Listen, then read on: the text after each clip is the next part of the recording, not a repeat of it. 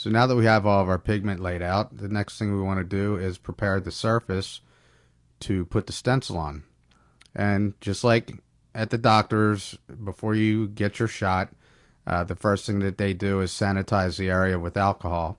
And we're going to do the same because you need a clean surface and a sterile surface to work on, because you don't want to be pushing in any dirt or particles or any kind of sweat or body fluids into the surface. You want a nice clean surface to start with. So I put some green soap on the skin, and I'll just shave all the hairs off because you don't want any peach fuzz or hairs on the skin, because you can basically be putting ingrown hairs into the skin, which will later cause, you know, irritation and, breakouts and things like that. And it's not going to help the tattoo for healing. So once we shave the surface, I'm going to sanitize the area with alcohol, just straight alcohol. So I just get my towel, make sure that, I feel that the surface is as clean as I can possibly get it before I put the stencil on.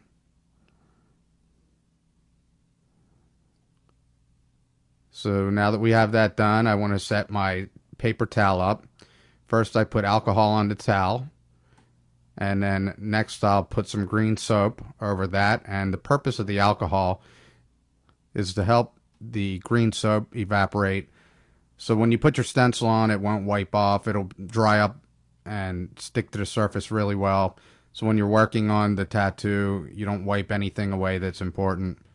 So I'm going to wipe this green soap onto the skin. I'm going to put a thin coat on. I don't want to put it too wet, because once you put the stencil on, if it's too wet, it'll tend to bleed. If you don't have it on thin coat enough on there, then when you put the stencil on, it won't stick everywhere. So now I want to line this up, center it up with the skin here, and with the center of her inside arm. And I'll lay that on. Then I'll press firmly, making sure that the stencil is stuck to the skin everywhere that, there's drawing on there. So now I'll peel this back, making sure that the stencil is adheres properly to the skin.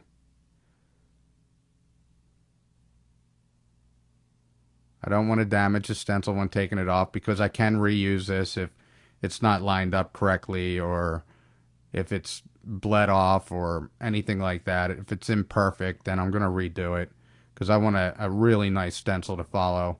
I don't want to guess through the tattoo.